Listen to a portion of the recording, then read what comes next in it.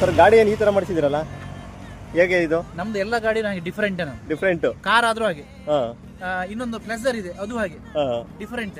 ಇದು ಡಿಫರೆಂಟ್. ಜನರಿಗೆ ಏನೋ ಚೇಂಜಸ್ ಬೇಕನ್ನೋ ಒಂದು ಉದ್ದೇಶದಿಂದ ಇದ್ದದ್ದೇ ಇರಬಾರ್ದು.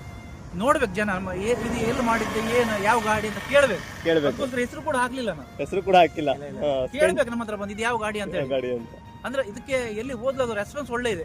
ಜನ ಬಂದು ನೋಡ್ತಾರೆ, ಎಲ್ಲ ಕೇಳ್ತಾರೆ.